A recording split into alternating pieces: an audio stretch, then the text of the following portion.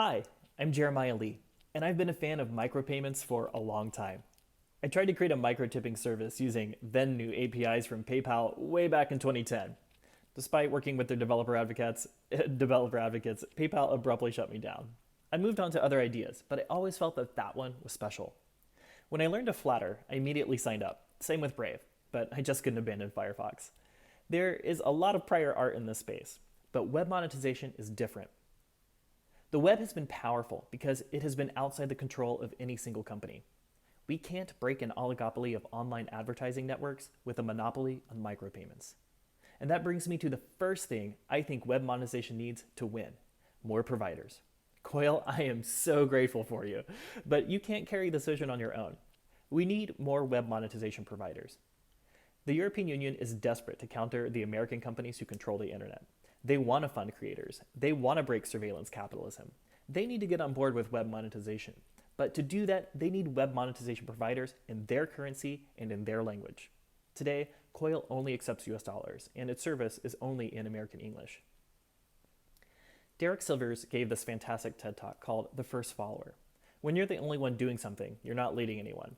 The first follower transforms a lone person into a leader. If the leader is the flint, the first follower is the spark that makes the fire. Web monetization needs its first follower in the provider space. And that first follower will not be competition for Coil. It will be an accelerant of what Coil has championed to grow the overall market. It will also provide assurances to hesitant content creators that they're not going to be locked in to a single vendor. I think the ideal candidate is Flatter, or perhaps uBlock Origin, or another ad and tracker blocker who wants to give its users a way to not only stop the bad stuff on the web, but to contribute to a better model as well. And this brings me to the second thing web monetization needs to win: better branding. Once there are multiple web monetization providers, content creators who paywall their content are going to need more appealing language than requires a web monetization provider. It's fine today because content creators can say something slick like exclusively available with a Coil membership, but hopefully that changes soon.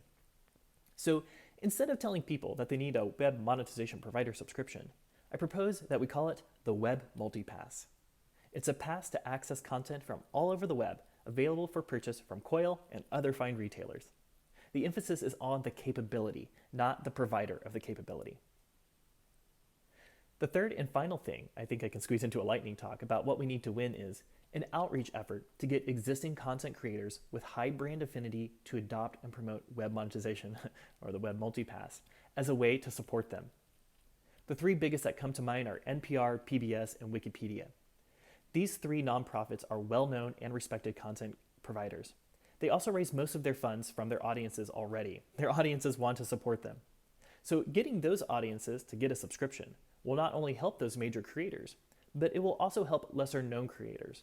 Because when those new subscribers who want to help Wikimedia, they'll also be supporting thousands of smaller creators that they also encounter online. I love that the Grant for the Web is creating opportunities for creators who don't yet have audiences. But building an audience who wants to support you is hard, and it takes a long time. To get more people signing up for a Web Multipass, we need to convince content creators with established audiences that they can supplement their revenue safely. I don't know who has a connection to NPR or the Wikimedia Foundation, but I'm certain that it's not an impossible connection to make. And even if NPR or PBS themselves are not interested yet, there are hundreds of affiliate stations of theirs who probably will be. Again, I think the Web Monetization API is the best implementation yet of micropayments to solve real problems for content creators and users of the web.